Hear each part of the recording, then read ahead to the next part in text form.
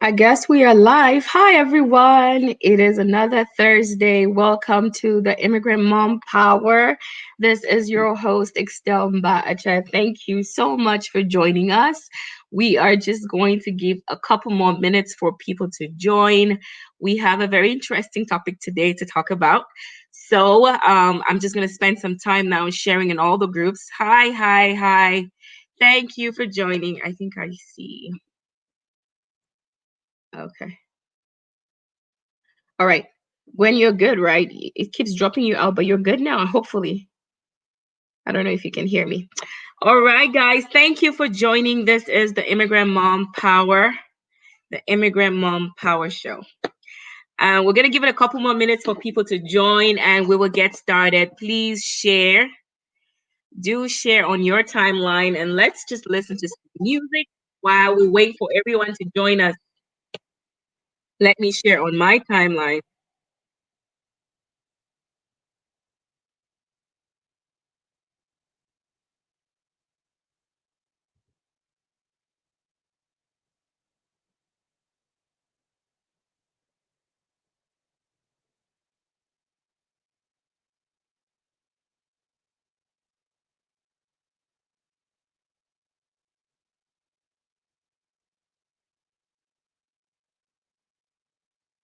Hello, thank you for joining. We're giving it a couple more minutes so people can join us. Please share because we have a very important topic to talk about today.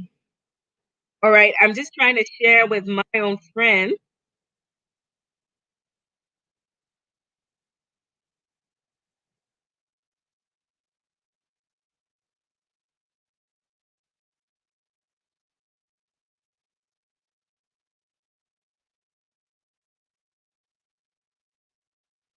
Hello. Say hi once you come on so I can know who's watching. Let me know where you're watching from. Don't forget to share today. Like, we need to share because, I believe that there's someone that would have to listen to everything we're going to talk about today. So please, guys, go ahead and share. That's what I'm trying to do now before we get started.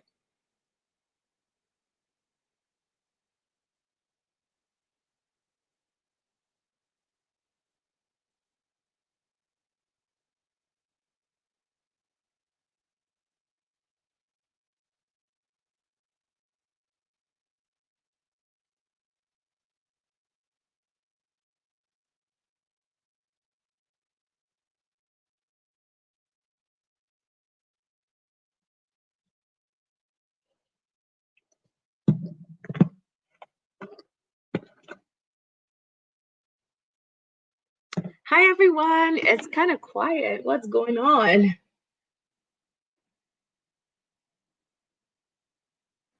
How are you? It's a Thursday evening. Hope everybody's doing great. We are going through really interesting times. Um, Thank you for joining. I hope you are doing good. Like I was saying, interesting times right now. Hope you're holding on well. Um,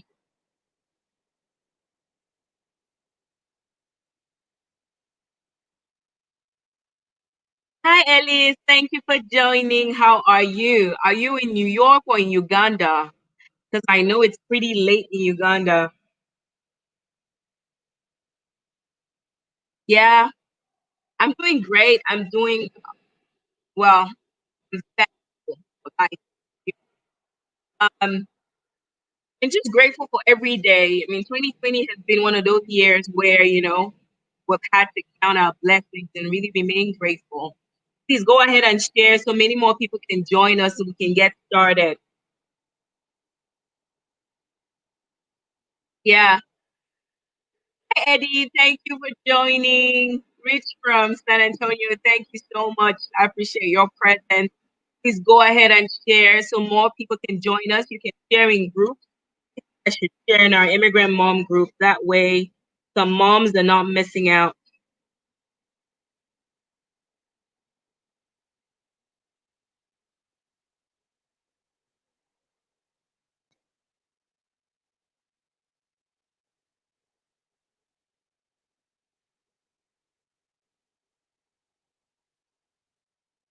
Hi, Bree. Thank you for joining. Appreciate your presence. We're giving it a few more minutes so people can join us.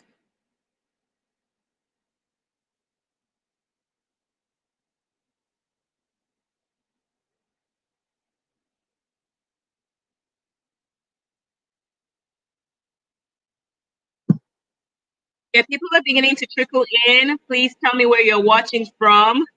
Um, I'd like to shout out to you before we get started.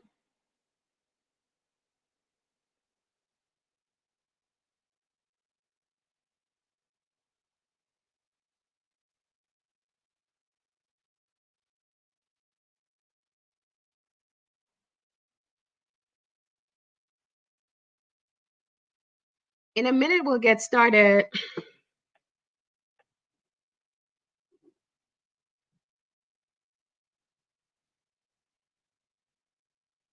Hello. Hi. Oh, you're from New Jersey. Awesome. I'm glad to have you here, Ellis. Thank you so much.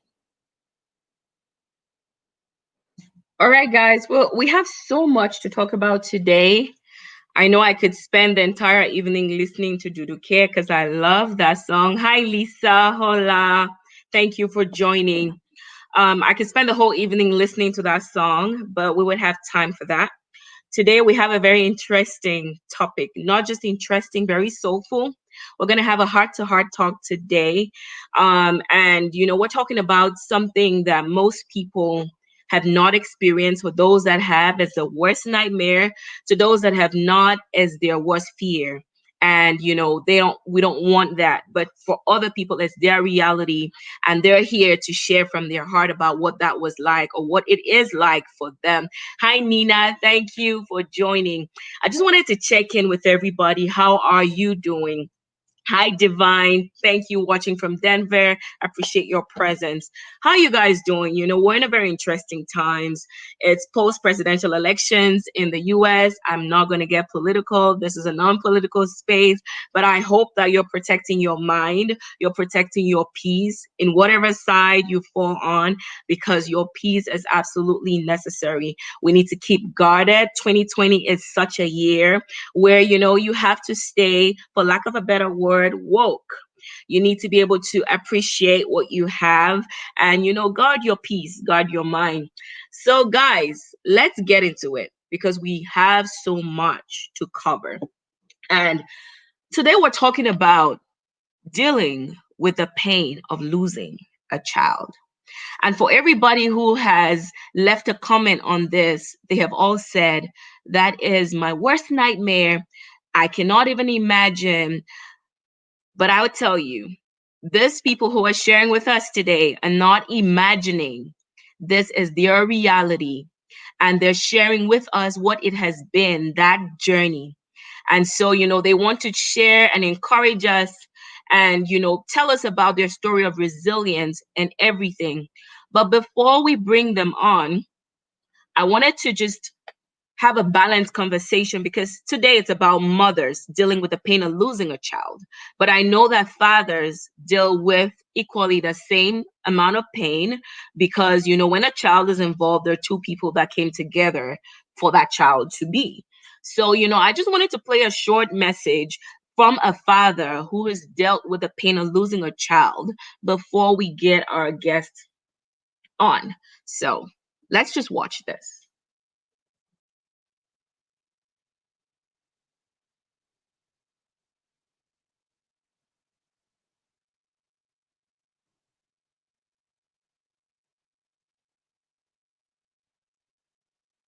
Excuse me.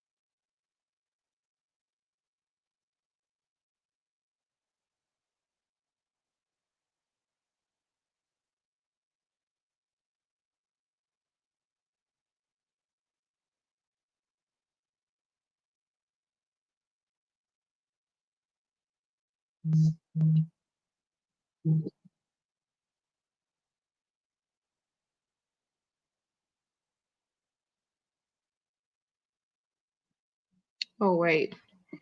I guess people are saying that there's no sound. Let me try to. I'm not sure why the sound is not. Just let me know if you can hear it. Gwen, please just something is up with the volume. All right, let me increase the volume a little bit. All right, let me know if you can hear it.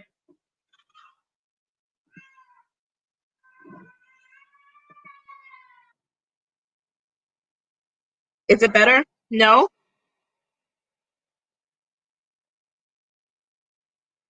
Okay.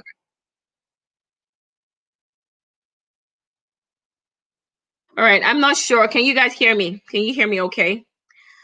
For whatever reason, the volume is not letting us play that video. So I guess pretty much I'll just tell you, well, and Cynthia, some people can hear it and some other people cannot. I'm not sure, but we'll just go on. Yeah, okay. Well, the story is about a dad who lost his child, his son, for you can hear me. Can you hear the video? Let's just try this one more time. It looks like some people can hear it. Thumbs up if you can hear the video, please.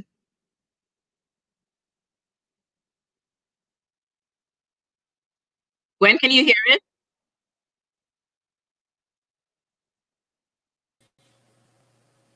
Can you hear it now? Nope. Okay. All right. It looks like there's something going on, so we're not, well, technical difficulties would happen even to the best of best. So it's all right. So this is a father who is talking about losing his son. And what happened was he had left the home just with his wife to run down the street to buy something. And on coming back, there was an accident. The son was playing with the cords from the curtain. And I think he got, trapped in it. And before anybody could come, his older siblings who were in the house with them, um, that the child had died. And so he's talking from a very emotional place as a father. And he mentions, I wish we could listen to the video because here we're talking about how to deal with that pain. And something he said that really stood out was he was able to find a community of other parents who had lost a child, and because of that community being a part of it, he dealt with guilt, he dealt with shame, he dealt with a lot of the things that our guests would talk to us today about. It's rather unfortunate that we cannot watch that video, but the good news is we have our guests who are going to tell us more about their story. I was going to read their bio and tell you a little bit, but I would just save that formality and just bring them on so that they can tell us about themselves. They'll do their intro and then tell us their story. Hi, Tiffany. Welcome. Thank you for joining. And hi, Thank you. Gwen. Hi, Igxtelle. How are you ladies doing? Thank you so much for accepting to come onto this platform to tell your powerful story. It's your story. It's a story of power. It's a story of resilience. I just want you to take this time and just introduce yourself before we get into the story. And I'll start with you, Gwen. Oh, yeah. Well, I'll start with my name. My name is Gwendolyn. I'm a mom of two kids, a girl and a boy. And of course, I lost Corey. That's his name. My son. He passed when he was almost 6 years old. That was in 2017. So it's 3 years ago. Okay. And We'll get into that story. We just wanted to know a little bit about your name, yes, and where you are, immigrant mom or not. I am an immigrant mom, originally from Cameroon. I moved to the United States a couple of years ago. Yeah. Awesome. Yeah. Happy to have you. All right. Hi, Tiffany. Please just tell the audience who you are, a little bit about yourself. Okay, I'm Tiffany, and hopefully I can hear my kids screaming in the background. They're locked in the room. So the oldest one is 8. She's watching them. Okay. But so I have 4 kids. My I have a fifth son that passed away. He was 2 when he passed away, but I currently have 4 living children, and I live in Nevada. And I'm not an immigrant mom, but Igxtelle found me, and I'm really honored to be here and connect with women. It's one of the best things I have found through my grief, and as a mom, is connecting with other moms. It helps a lot. Awesome. All right. I'm going to just play a little slideshow of both Oli and Corey. And then, I would start off and just let you guys tell the story. So, hi guys. I just want to show you guys a little bit about Oli. Oli is Tiffany's son. And let me play that.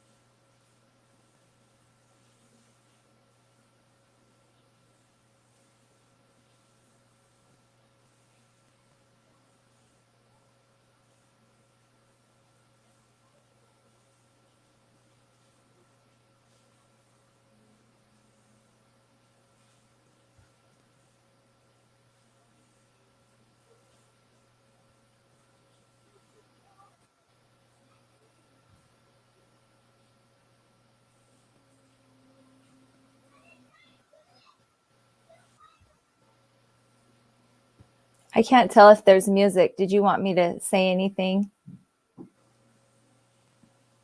There's actually music, but I'm not sure why it would not even play. Mm-hmm. But that's fine. I wanted you to just talk to us about, Ollie. Just tell us a little bit about him and what happened. So Ollie was my firstborn child. I was a new mom, and I was 8 months pregnant. And I lived in Portland at the time. And Ollie was 2 years old, a curious little 2-year-old, sweet little boy that, as you have a 2-year-old. We're all moms here, and dads, we know that 2-year-olds are very rambunctious and like to get into things. Well, that the day my son had his accident, he was doing laundry with me. It was just him and I home that day. My husband was at work, and like I said, I was 8 months pregnant, and we were just doing what moms do. I was taking care of the house. I was cleaning, and I had just gotten back from a trip, so I was washing my sheets, and I went into the laundry room, and my son was with me. We lived in a tiny little house. I could hear him everywhere that he was in the house because it was so small. We went into the laundry room, and I put the sheets I had a top loading washing machine, and I put the sheets in, and he was there with me. We were watching the sheets because as his mom, that was something I like my children to be very involved with me with everything that I'm doing, from cooking to cleaning. And I think it's a really good thing to teach your children by your side, right? By your example and by your lead. So I put the clothes in the washing machine, and he put them in with me, and then we walked out. And I was 8 months pregnant, so I went around the corner to read this little pamphlet that told me the size and the shape of my baby. And it was just a one little 3-liner. And then I remember looking up and saying, "Ollie, where are you?" I couldn't hear anything. And he was always right next to me because it's just him and I in the home, and we just hung out all day. And I kept saying his name, and I couldn't find him anywhere, and I just kept yelling out to him. And usually he would say, he was only 2, but he would make a noise, or, you can hear him fidgeting or getting into something. Right. And I guess he had walked back into the laundry room, and there was a little, I don't know what you would call it, like a box that we had our cat food on, and he had climbed up onto that box and somehow fallen in head first into my top loading washing machine. And I couldn't find him. So at this point, I'm just panic has set in. And when you've can't find your child, like even for a split second, you start to panic. Like you go into that panic mode. It was survival mode, fight or flight. Like it instantly hit me. And I just was yelling all over my house. I was looking at all the doors and they had all been locked and none of them have been opened. He couldn't open any of the doors and he couldn't have gone up my stairs because it had been such a short amount of time. And I just thought, where is he? He's nowhere in my house. And I couldn't find him. Right. And it was probably within, 2 minutes that I ran around my whole house, panicking, searching, and I couldn't find him. And then something came over me that said, go into the laundry room. And I'm like, nope, I will not go in there. I know what I'm going to find. And so I walk in and the top loading, the machine was open and his head was up. So he had fallen in legs first or something. I don't know exactly, but he had fallen in somehow and the agitator had pulled him in and he was lifeless.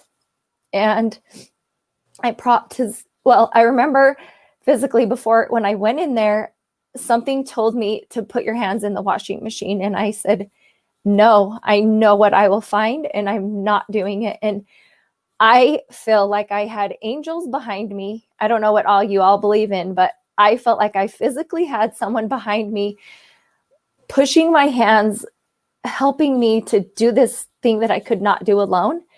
And they helped me reach my hands into the washing machine. And then I felt him and he was stuck. I couldn't get him out. And so I had to prop his head up and I probably should have given him CPR, but I didn't know to give a rescue breath if you've drowned. And I just thought I should get him out.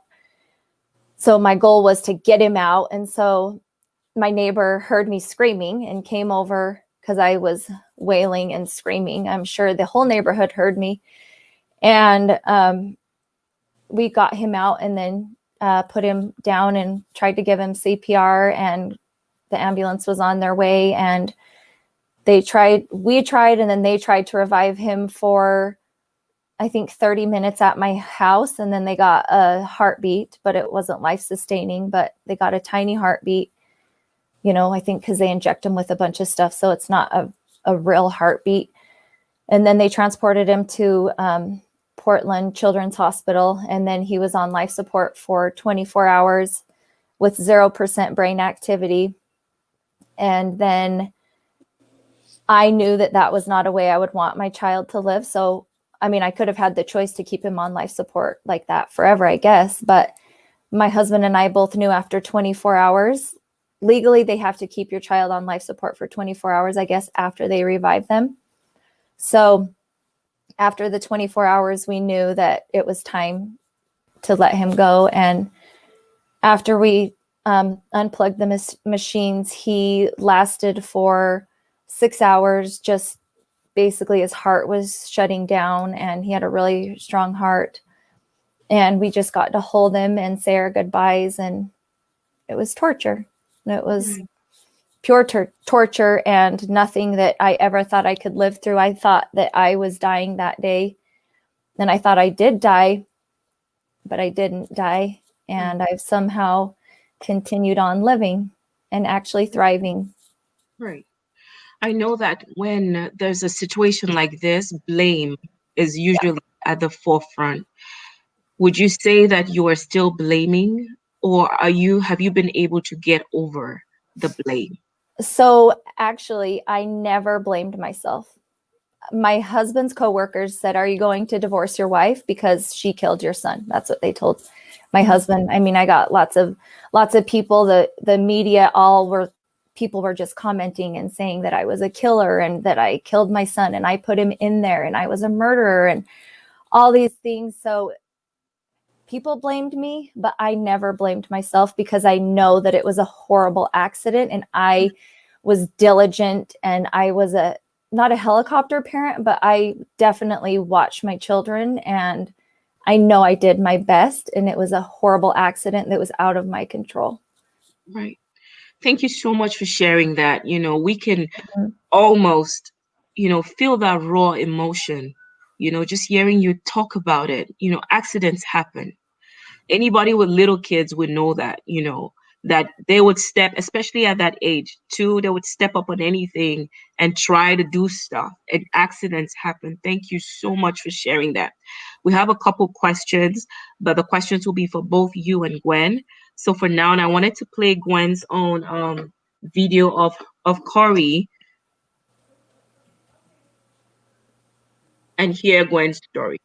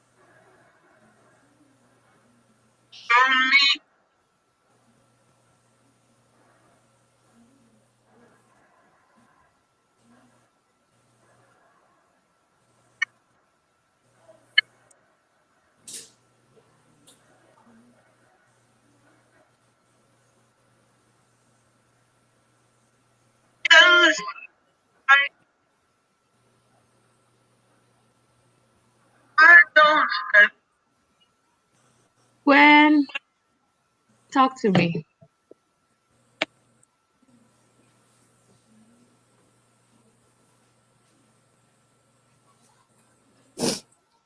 Ugh, this is hard.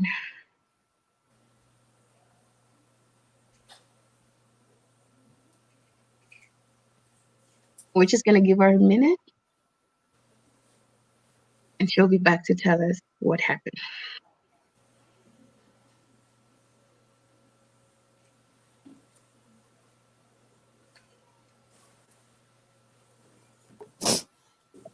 Okay. Hi, Mama. Yeah. Um.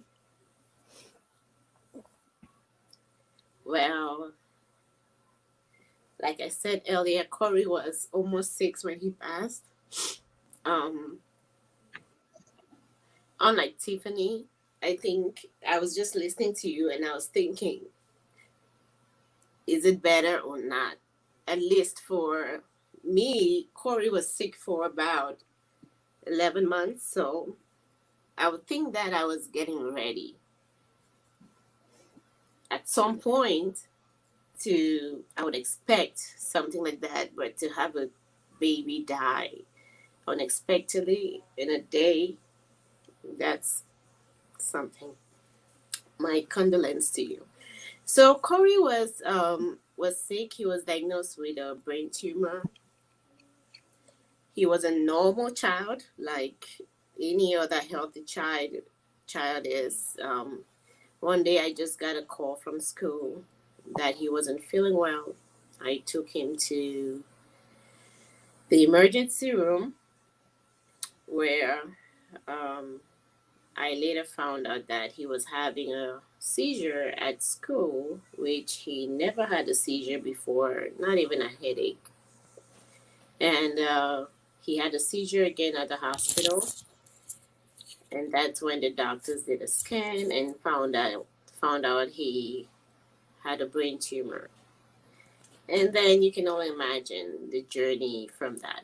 It was a couple of brain surgeries, chemotherapies and radiations. It was practically 11 months in the hospital with Corey.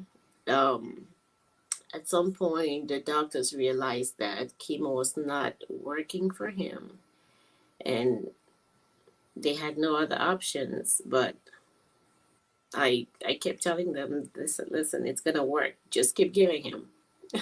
At some point, they're like, no, we can't give him anymore. And he was a candidate for hospice at that time. And even before we could take him back home for hospice, he had passed. Hmm. So, yeah. Right. Do you ever get to think about the last words you shared with him? And does So that give you comfort? that's the thing about that most of the time is for so many people, what remains with us is not the life that we actually had with this person. Most of the time, what sticks with us is the last things that they tell us. Those are the things that remain with us, the last days. You hear people saying, this is what she told me before dying. And I think that's why we hold on so much to grief too, because we hold on to those last days, then even rejoicing for the happy long life that we had with such people that we love. Of course, I remember most of everything we talked about in his Right. last days. Yeah, Yeah. yeah, Just because a person wears a pain easy does not mean that it is easy. That's that's I think a slogan I saw somewhere. hmm People tend to think that you, Gwen, wear this pain easy. true. Is it easy? The truth is, it gets easier. I have realized.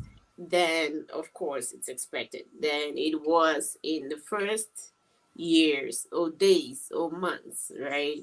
Hmm. Um, the other day, his sister and I were just thinking because we went to his grave a few weeks ago, and when we came back, when we were there, she was like, of course, she's expecting me to cry because I always cry when I'm at the grave with her, even not at the grave. So I'm not crying, and she's like, "Mommy, you're not crying," and I'm like, "I don't have to cry when I'm at the grave."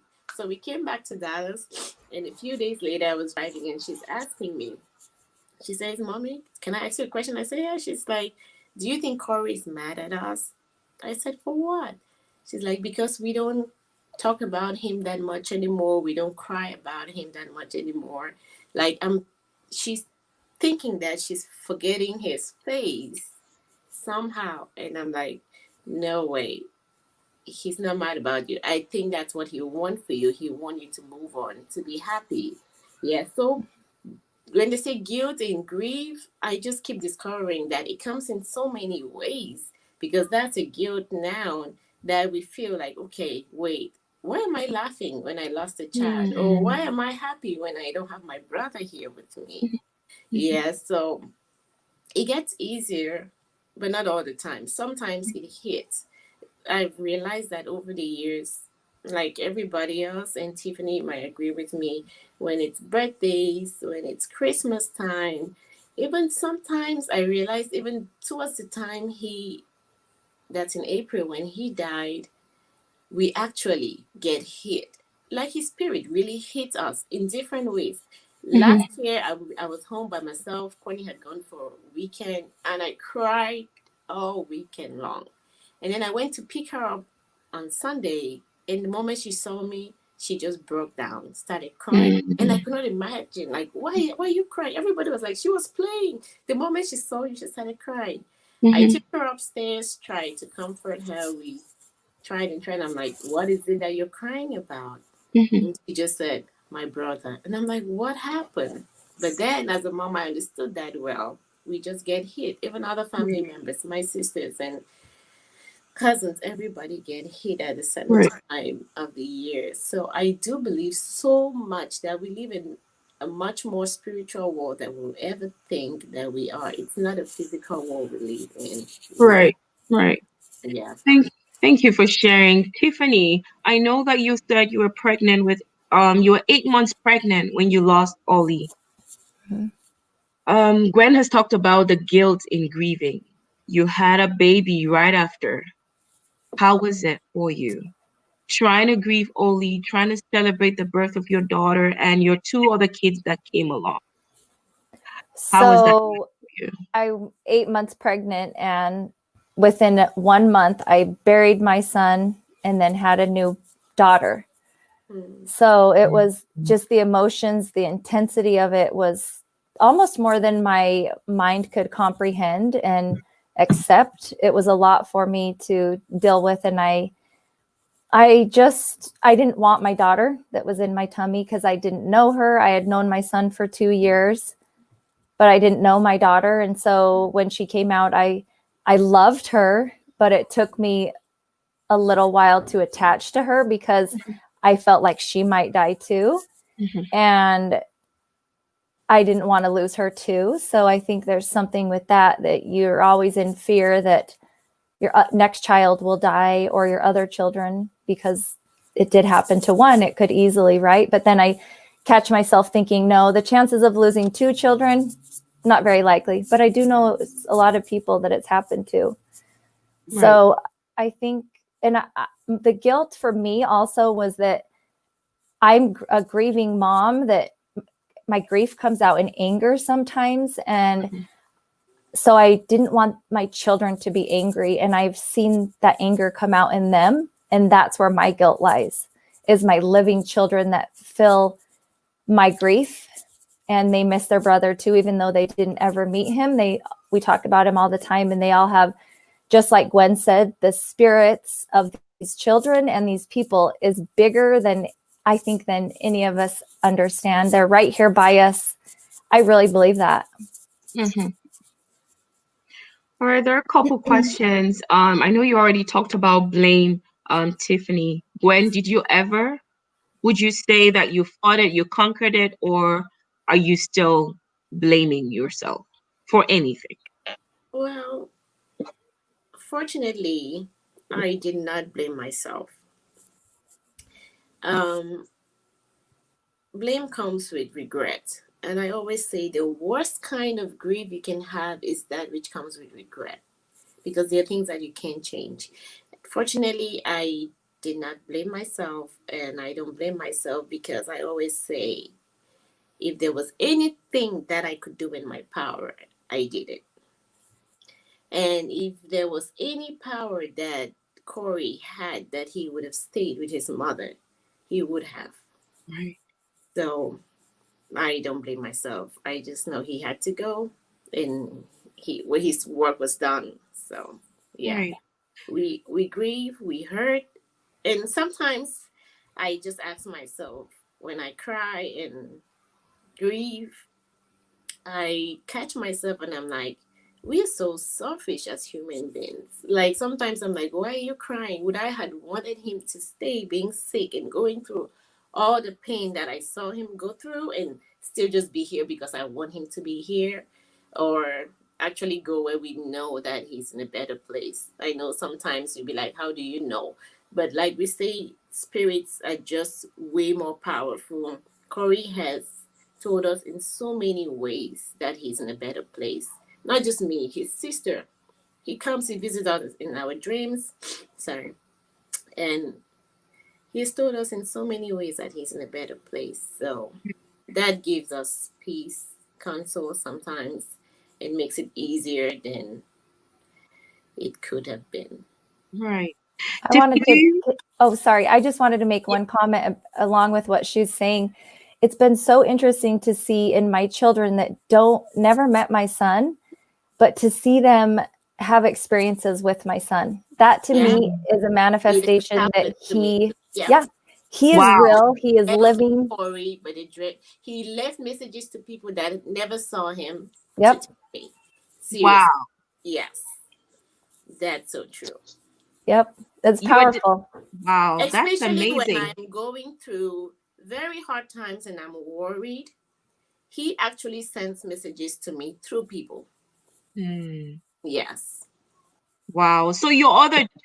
Wow. So your other children, Tiffany, would have some kind of experience and even though they never met him. Yep. That's Just powerful. an experience the other day. My son that had never met him sits for the last like 6 days. He would sit in the same spot, just like this, staring at a picture I have on a nightstand, and he would just sit there like he's talking to him, and he would just be like, "Mom, I just miss him so much. I want to give him a hug." And he is like talking to him, and he's just bringing his spirit and his life back into our home. And I know he never met him, at least didn't meet him when I saw it in this life. Right. All right. Let's move on to the next question. Difficult days. All right. Tiffany, what are your most difficult days and how do you get through it? I think, like Gwen said, it's the anniversaries, the death day, the birthdays, so where I live here in Nevada, I have 6 really good friends that I've met, and every single one of them have a 10-year-old son, and my son should be 10 years old.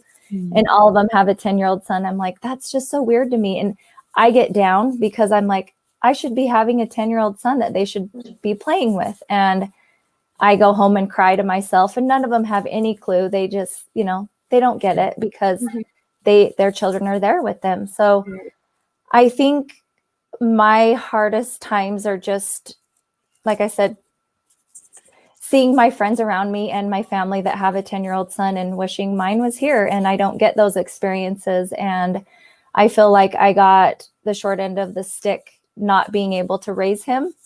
But like Gwen said, I do believe he had something else to accomplish in this life that was far bigger than anything I could ever see or imagine for him. Right. Gwen, what about you? Difficult days. What are your most difficult days and how do you get through it? They are never planned. So they come when they come. And I know how to cry well, and I know how to smile well. And I do try to bring that even with my daughter. And I said, if you feel like crying, cry very well. And then you clean yourself, wash your face, and then you keep moving. Right. Yeah, I just put upon myself not to be drowned in pain all day long. And that's why so many people think that I carry it on well, because I could be driving and I cry all way a whole hour to where I'm going to. And then I'll stop and then I'll carry on the conversation where I'm going like nothing ever happened. Because other things bring back those moments. It could just be a song that I'm listening to and it just hits me. It could be just putting out pictures or somebody just or seeing somebody else who has a 9-year-old. And I'm like, I wonder how Corey would have been right now. I wonder how tall he would have been right now. Or how today I was listening to one of the videos we had together, and I was like, I wonder how his voice would have changed from what it was when he was here. So moments like that, I can cry and then keep going. I was watching a video that Oprah put out, and I thought, her guest said something really profound. And she had lost her 3 daughters in a fire, and that same fire had killed her mother and her father. And so she was talking about grief, and she said that, she allowed herself to feel the pain. Sometimes from a cultural background, for us who are from a different culture, Tiffany, you may not know, is we try very hard to appear strong. We try very hard to not show that side of it. But everything that I learned from that video with Oprah's guest is to allow yourself to grieve, like you said, Gwen, to allow yourself to feel that pain. It's not always going to be pain, pain, pain. But when that wave comes, to let yourself be. Yeah, true. I think that is the biggest thing I've learned through my grief is I do teach meditation on grief now, and to let those feelings in and release them. But you got to let them in, but you can ask them or demand them to leave your body. But I think they'll come out like a raging tiger if you don't actually channel those feelings and then release them. True. Any of you can answer this. What would you wish you would have known that you now know when the incident just happened, when you just lost your child? So it's been what, 4 years for each of you? It's Mm, been 8 for me. Eight. three, Okay. Three for you. three. Yeah. So looking back, for someone who is just losing a child like yesterday, what would you tell? Something you wish you had known. I wish I had known that I should not let myself or anybody tell my daughter that you have to be strong. You have to be strong for mommy. Mhm. I wish that had never happened because, yes, she actually tried her best to put on the strong face. Mhm. And that, I believe, prolonged her grieving process. Mhm. Yeah. Especially for a kid. And it's normal, especially for our people from our culture, to say, hey, Courtney, you have to be strong. You be strong for your mother. But no, that's Mhm. giving her a lot of responsibility. Like she's Right. the one to take care of me instead, and not the other way around. So, Right. and she tried doing that. She really tried and harbored her pain for so long, which actually burst out in so many different other ways. And Mhm. trying now to tell her that it's okay to cry, it's okay to grieve, made it hard because I don't want to cry because I don't want you to cry, or I Mhm. put my place not to cry because it's gonna make you weak. Because she keeps thinking I have to be strong to make you strong. Mhm. Mhm. Yeah.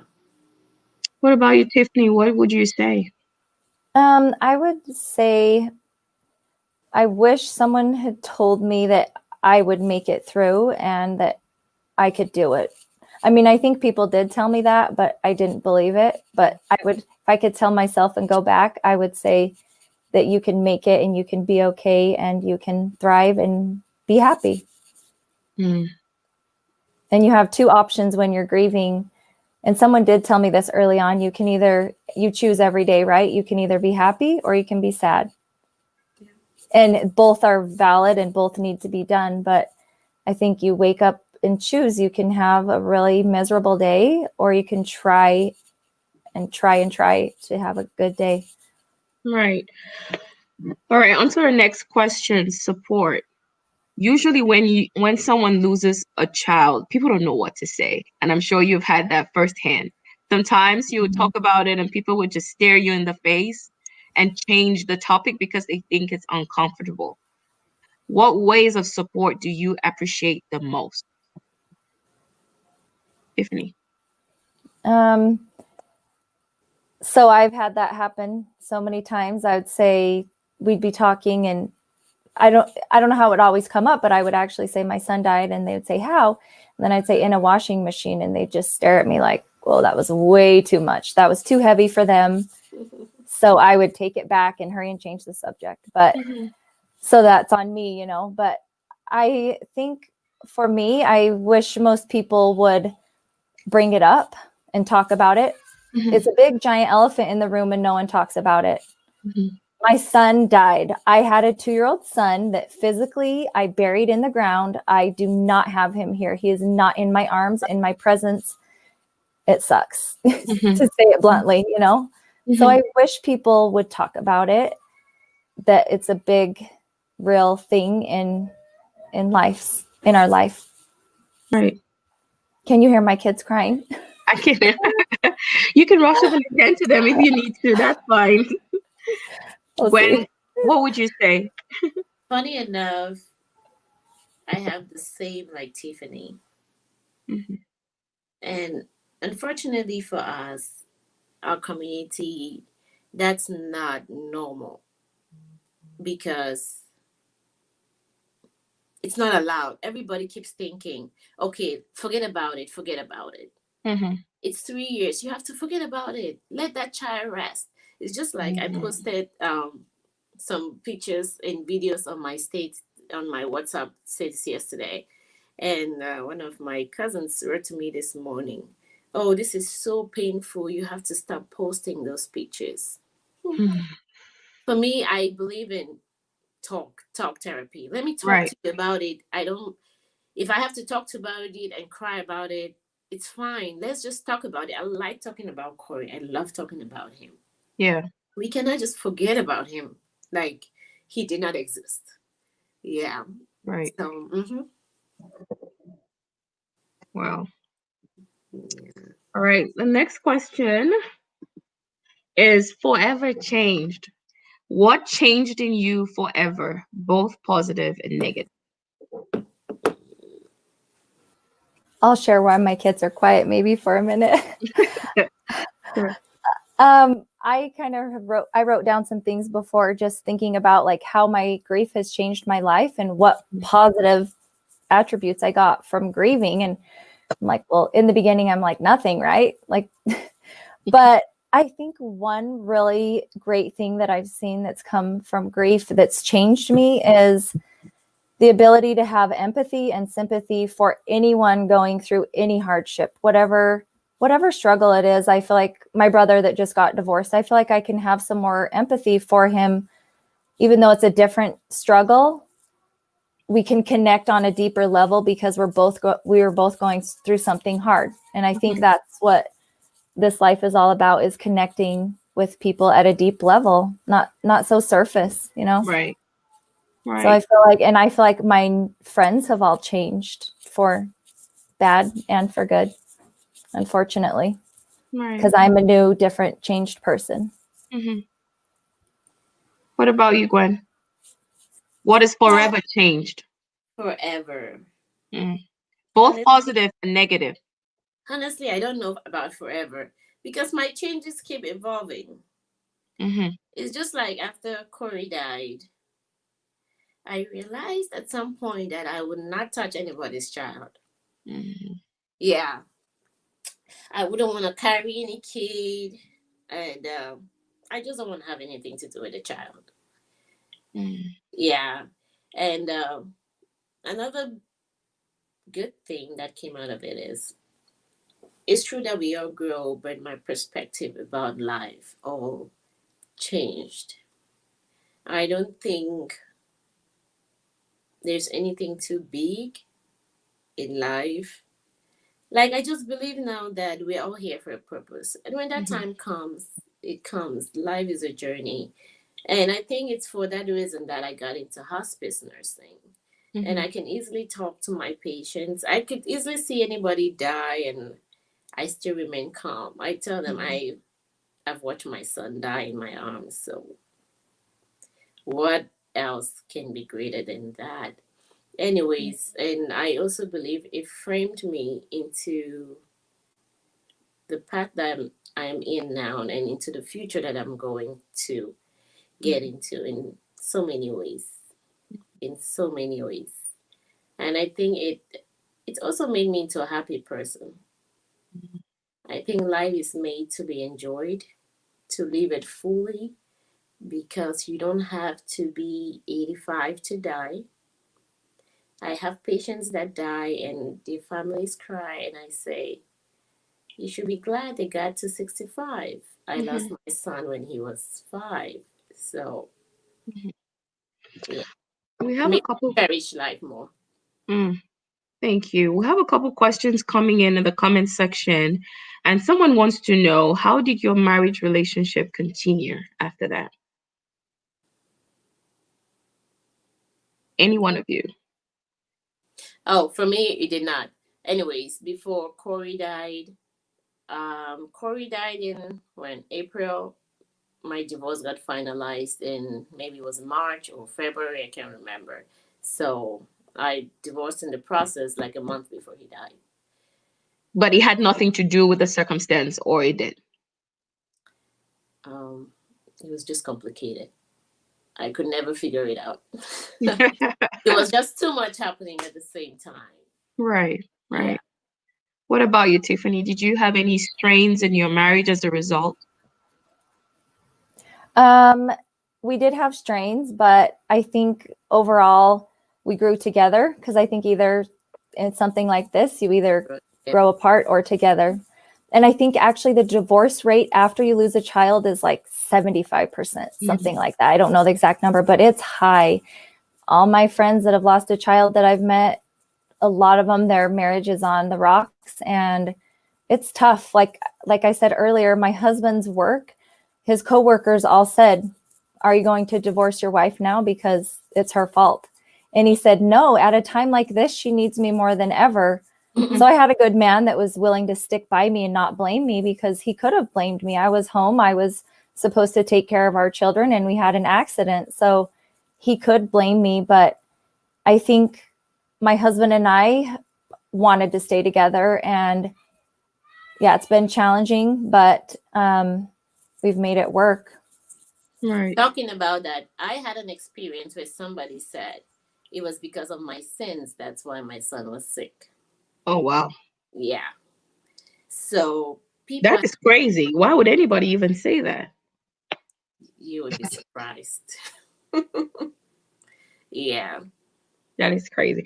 Someone is asking a question here. In trying to help a grieving mother, what would have been the best thing that you heard that will console you? So, there are a lot of cliches, like he's in a better place, you would have more children, you can have more children. What are some of the things that were said to you that best comforted you, and the ones that you could not stand to hear? For instance, well, you're young, you're going to have more kids. Mm, That came a lot. That comes a lot. Even till now, people still ask me, "You don't want to have kids? Corey died a long time ago. When are you going to have kids?" People still ask questions like that. But they're not two the same kids. You could have a million right, kids after. It's never going to be Corey. Even if they come and they're his same features and everything, it's still not going to be that same kid. And for me, right. in the million of letters that I still go through my pile and I see the cards, the things that still stick with me up to now is still the hugs. I'm a hug, I guess, that people just gave me. You might just not say anything, but just hugging me, it's quiet and I just cry and then it's like you leave. It was Mhm, just enough for me. mhm, Because really there's nothing that anyone can say that can really bring him back or can mhm. make it feel better. No, for me, it was just the hugs for the people that were there who gave me those hugs. They really took me through a long way. Mhm. What about you, Tiffany? Any Um, I words? I think like Gwen, I'm a touchy person, so and I like to talk. So anyone that was there to just listen was really helpful for me. But a lot of people would say, just like Gwen, he's in a better place. It was his time, which I do agree with that now. But at the time, in the very beginning, I didn't want to hear he's in a better place. No, best place is with mom. Right, Right. right, right. So I think I kind of have written up in a blog post that I did, because people would always ask me, what's the right thing to say and what's the wrong thing to say? I think the best thing to say is something. Right. I really do. Because like I had friends that would see me afterwards that had been my friends for years, and they would say nothing. That's not okay with me. Like that, like be more compassionate. Say Mhm. something. So say something. Right. Right. I think that's really important that you guys bring that out, because some people really want to comfort, but they don't know how to comfort. Some people think that if they bring up the child, they're offending the mother, or the grieving person.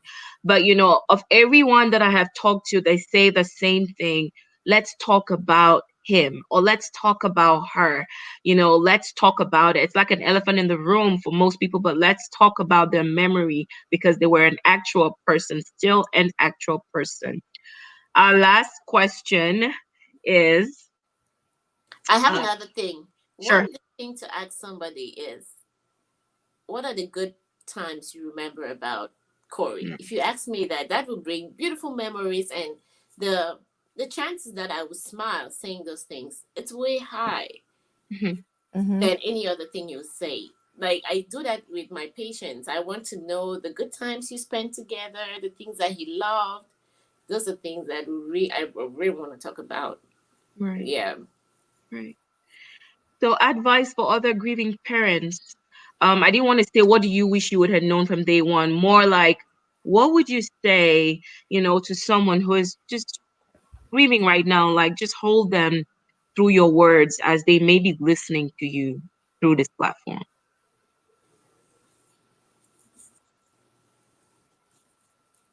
Let me. Oh, you go, Gwen. Okay. Yeah. Take it one day at a time. I think, for me, thinking about how I'm gonna cope tomorrow is already a lot of burden for me than getting through today. Like, just get up every day and just worry about this moment. Enjoy that moment. Grieve in that moment, and don't feel guilty if you're to smile or to be happy. It's true that the world is so judgmental.